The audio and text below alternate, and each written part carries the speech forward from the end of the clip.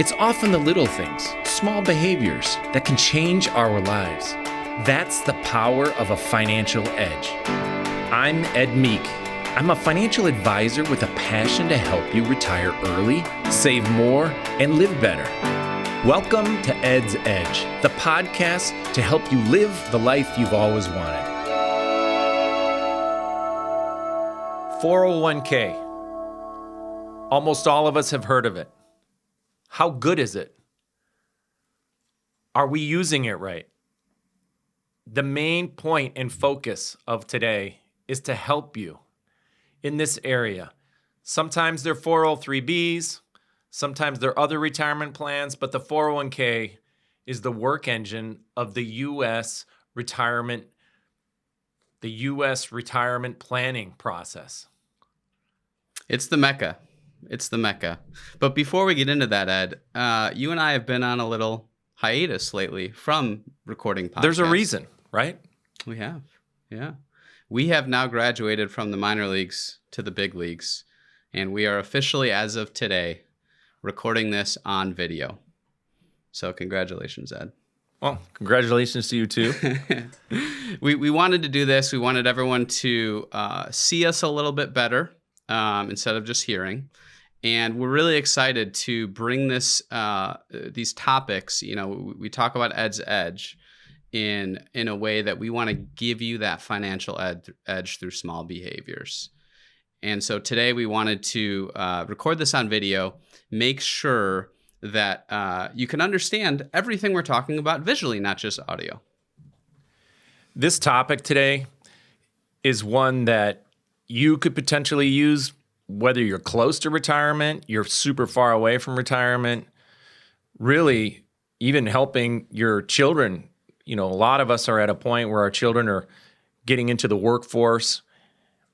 And I just had a conversation recently with a friend who has only been in for a year. And I told him and his wife that if they use this right, it could potentially help them retire a couple of years early.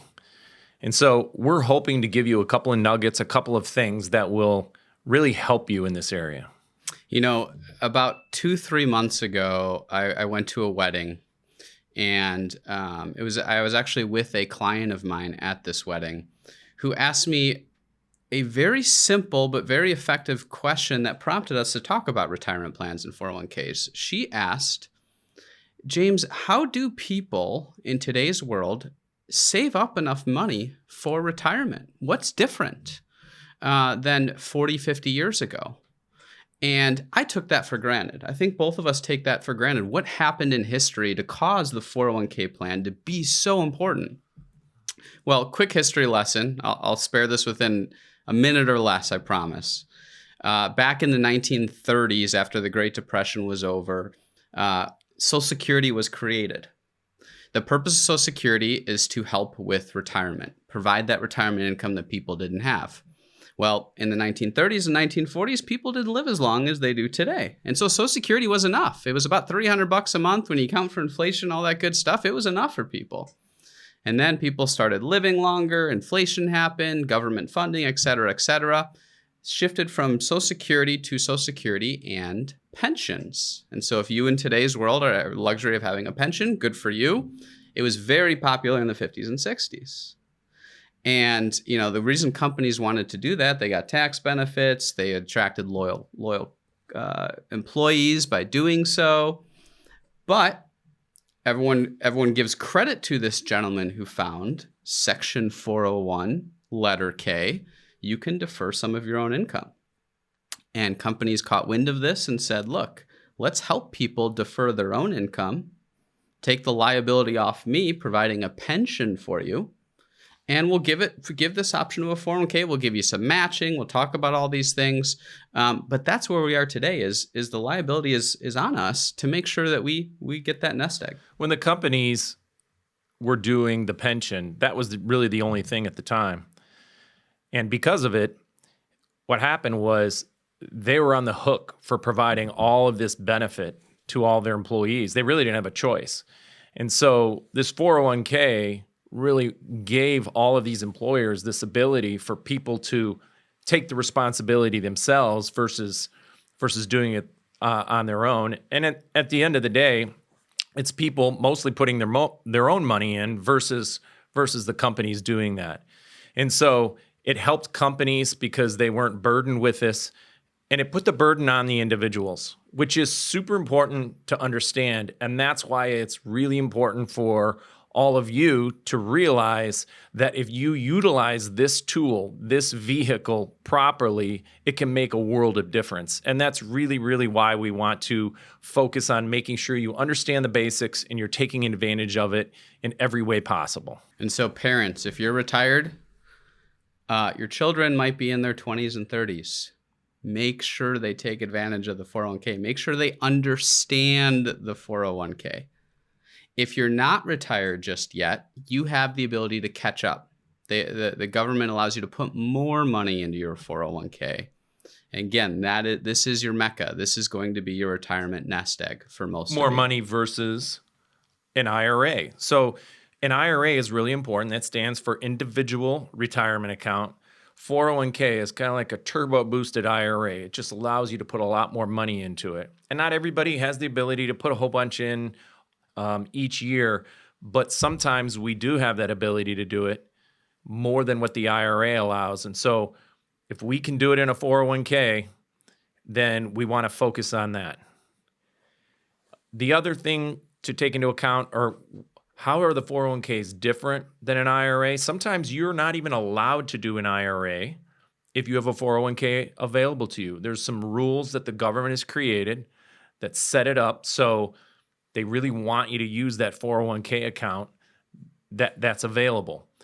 And sometimes these companies, in order to spur you on to get involved, will do certain things like they'll match. If you put money in, they'll put money in on your behalf. Sometimes they'll match all of it. Sometimes they'll match part of it. I've even seen sometimes if you put in $1, they'll put in $2.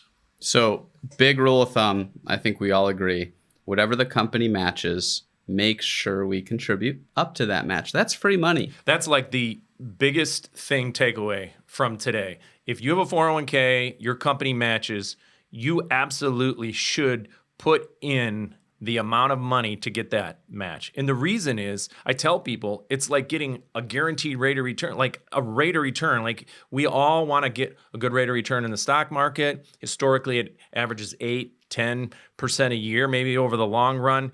But if somebody puts in, let's say 3% of their income and the company matches 3%, there's a 100% rate of return. James, is 100% rate of return better or is 8 or 10%? I'll take the 100. Yeah, I think that's a good idea.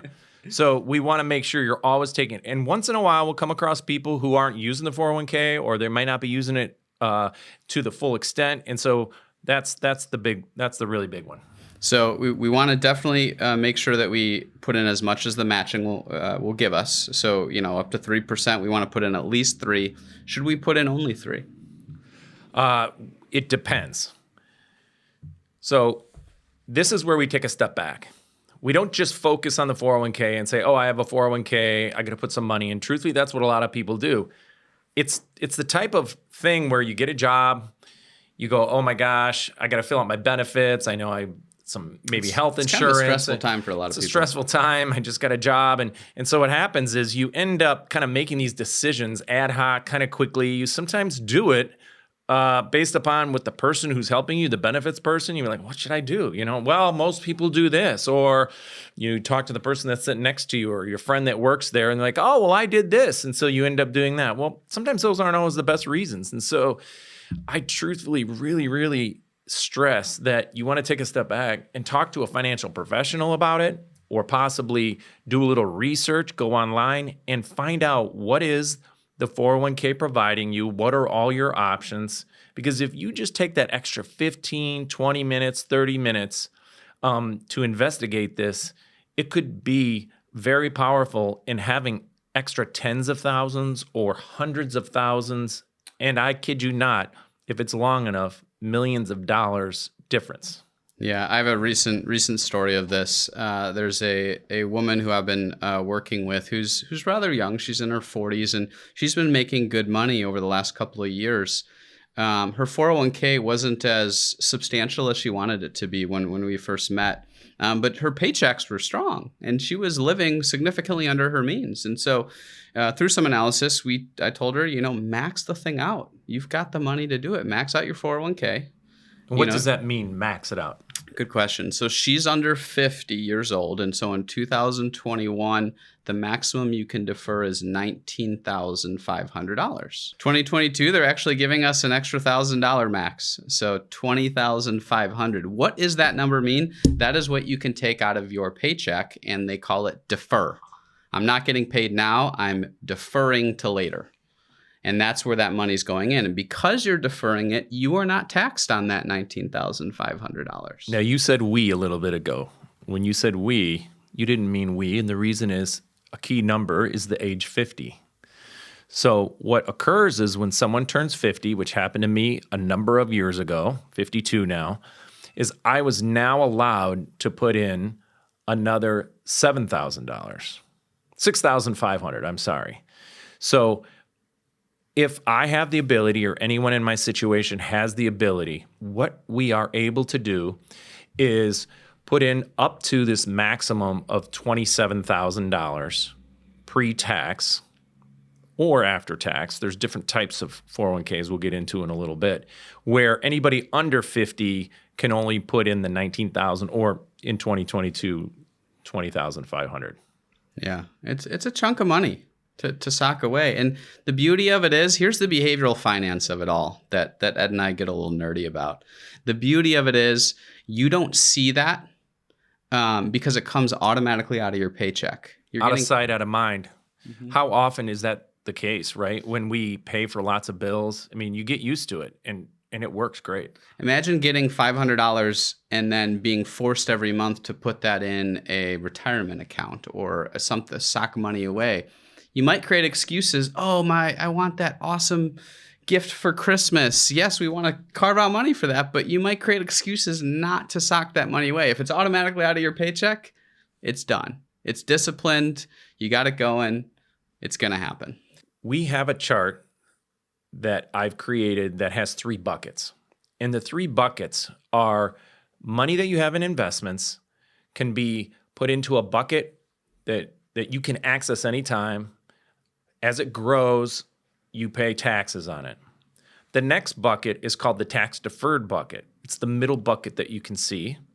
And that bucket, whatever money goes inside of it, grows tax-deferred. That means you defer the taxes. You don't pay any money on those taxes while it's growing. And then eventually, when you pull it out, that bucket is taxed when it comes out. And then there's a third bucket called a tax-free or tax-exempt bucket. And that one, the money, once it goes in, it grows tax-free or tax-exempt. You don't actually pay taxes on it even when you pull the money out. The 401k gives you some flexibility around these buckets. Most 401k plans allow you to put your money in pre-tax ahead of time. So if you make $50,000 in a year and you put in $5,000, you only pay taxes on the $45,000, and that $5,000 will then go into this tax-deferred bucket, and it will grow.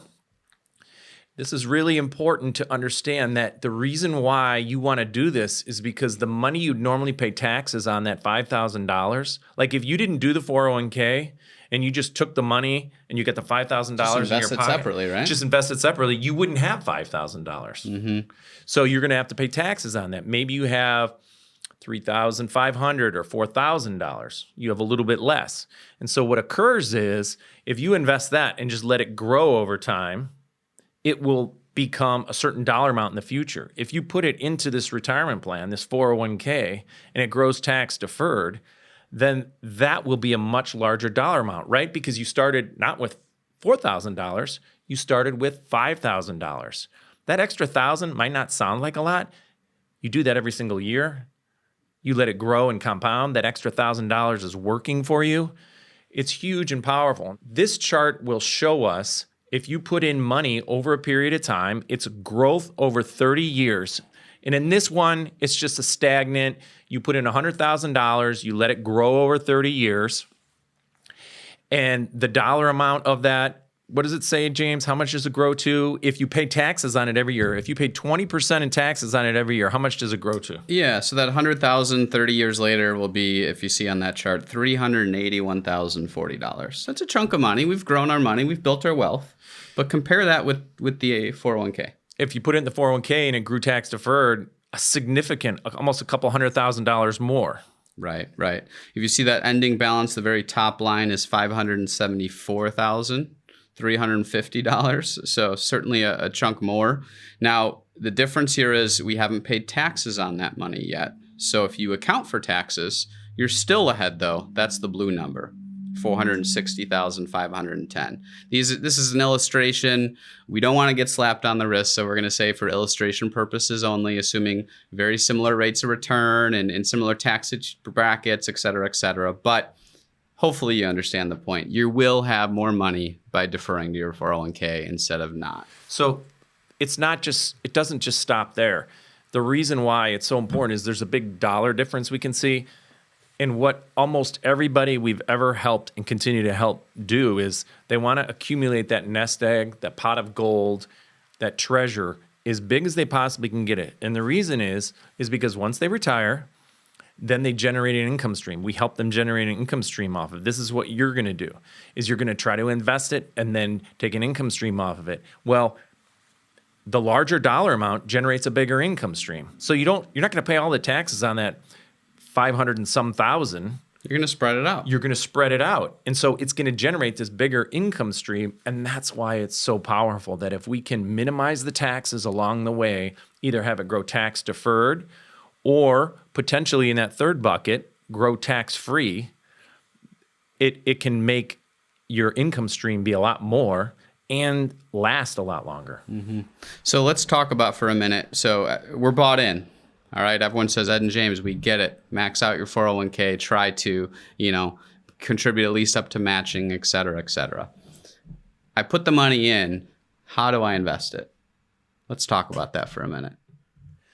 Well, in the 401k, all companies have it structured where they don't make it crazy complicated and that they give you any choice in the world. Usually you have a basket of choices. And as time's gone on, the 401k companies or the companies have offered these 401ks, which usually give you a variety of choices. What you want to do is figure out the best kind of investment choices for your situation. If you're younger and you're okay with having your portfolio fluctuate some, it's generally a good idea to focus on stocks. There are other investments, as we've talked about in the past, that are what are called bonds, and they're more conservative. They don't fluctuate as much. If the stock market goes down, they're more steady, but or I should say, in the long run, they generally will not grow as fast. And so, one of the key things is having the right mix of stocks and bonds. Preferably when you're younger, more stocks, and as you get older and closer to retirement, maybe more or some into bonds. That's one of the areas. What's another area that we need to focus on with the 401k plan? Yeah, so pay attention to, you have this basket of funds, we'll call it 25 that you have access to. And you want to find the right blend between stocks and bonds depending on your age.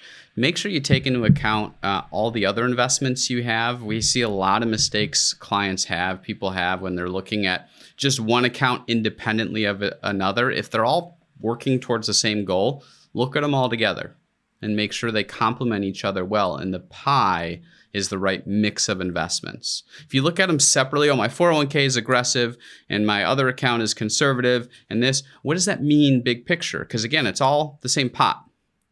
And so aside from that though, you have 25 mutual funds, let's say. Pay attention to the expense ratios on some of those mutual funds. So it's the internal fees that they have. You can look that up. You can look it up, exactly. And so a lot of us get married to a particular company and T. Rowe Price versus Vanguard versus, Morningstar, what have you. I wouldn't pay as much attention to that. I would pay more attention to the expenses. And a common thing people do is they look at past performance the last 3 years and say, oh, that must be a good fund. It earned 18% a year. I'm going to throw all my money in that. Well, every fund well, I shouldn't say every fund. Most funds have a particular area of the market, section of the market that they follow. If that section did really well for the last 3 years, of course it's going to have a good return. Compare that, we'll use U.S. stocks versus international stocks. You look at international funds the last couple of years, you're going to say, well, those are bad funds. Right. They're not. They're just the international market. They're not, but that's what we find is we find people will tend to gravitate towards the things that look the best, but they go through cycles. Historically, international and U.S. stocks over a lot of different periods of time, they take turns doing well. So sometimes those are actually even more attractive. Mm-hmm. Exactly. So finding that right blend, and there is no true rule of thumb other than you want to be more conservative later on, more aggressive early on, but every person's situation is very different. So we don't want to just say, this is what you need to do, set it and forget it and ignore. That's why, again, talking with a financial professional or working with, someone who is an expert in the area is really going to help you with that right mix. Bottom line is, the more you're able to put into the 401k, the more of a workhorse it's going to be, the more it's going to create flexibility for you.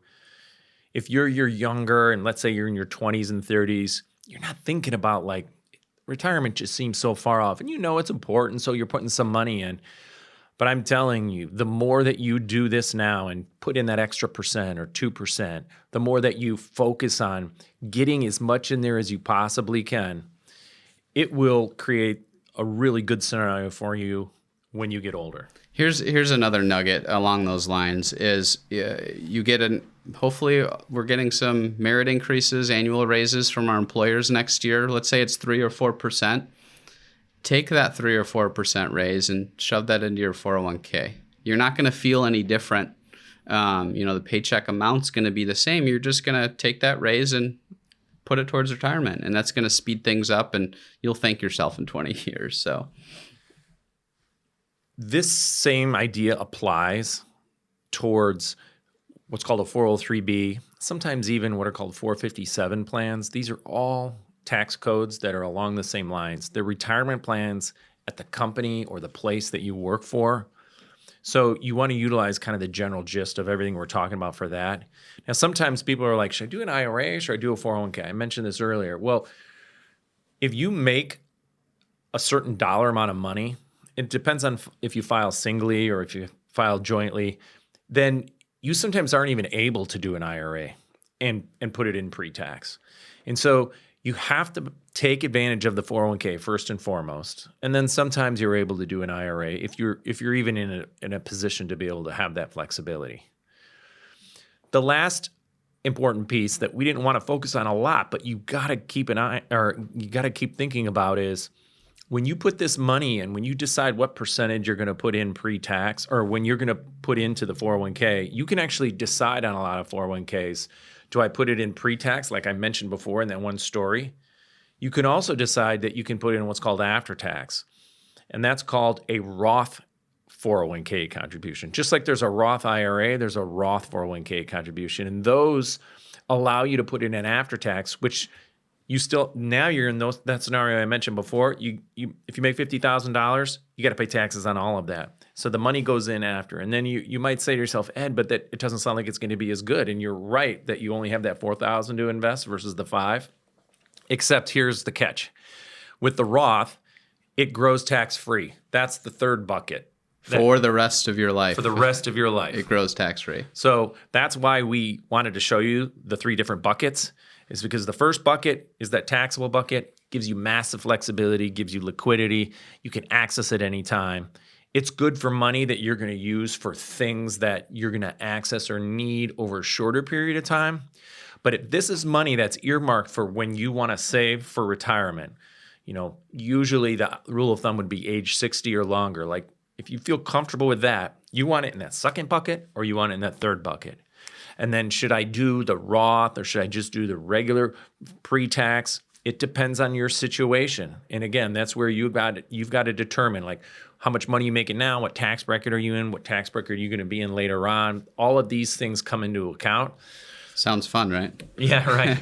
Again, that's why a financial professional who will analyze that for you can give you good directions instead of you being stressed about it. As I'm listening to you say that, you're 100% correct. It's so important, but it's not fun. It's stressful. How do I figure all this out? It's a chess game, right?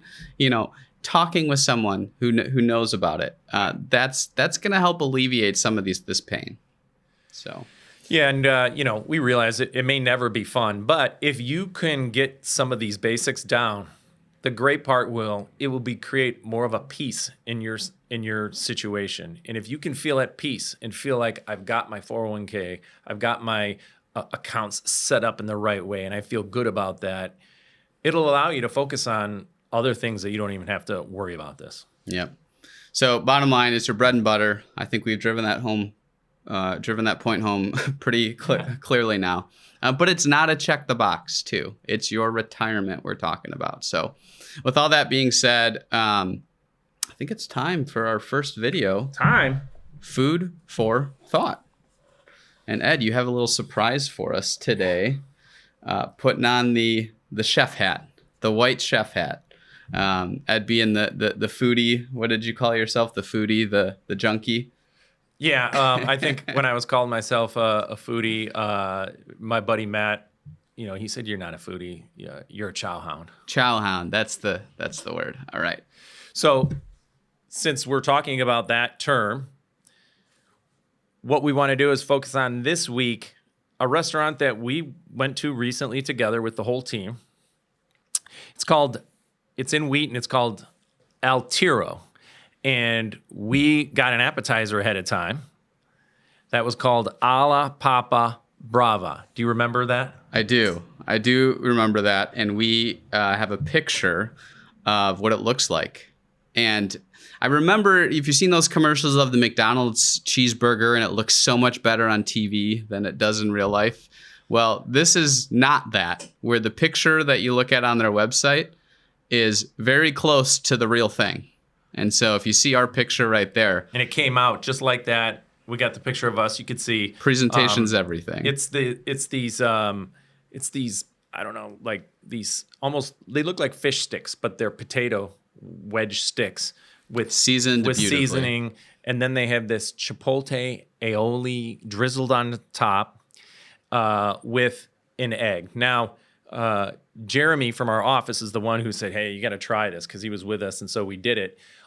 He doesn't like the egg, so we got two of them. We got one with it was a fried egg, but the yolk was broke on top of it, right? Eggs done over easy. Right. So it was awesome. Now, I don't just bring up this one dish because this is actually one of the few times I actually gave a restaurant another chance. We almost didn't go there. And the reason is because they have 3 locations right now. One is in Aurora, Geneva, and Wheaton, where our office is at. The first time I went there, it was like the first weekend they were open. My wife and I had a bad experience. It didn't flow well, and the food was just okay at the time. But when we went back here this time, I just kept hearing so many people were saying how great it was. So I 100% recommend it. Great, great Mexican food. Tapa style, too. Yeah, correct. So good for shareables, good for couple dinners, et cetera, et cetera. So we hope you enjoy. We'll post that on the show notes. And with all that being said, thanks so much for listening. Thanks for watching. We'll talk to you next time. Thanks. This podcast represents an assessment of the market environment at a specific point in time, should not be relied upon as investment advice, and is not intended to predict or depict performance of any investment. Any specific recommendations or comparisons that are made as to particular securities or strategies are for illustrative purposes only and are not meant as investment advice for any viewer.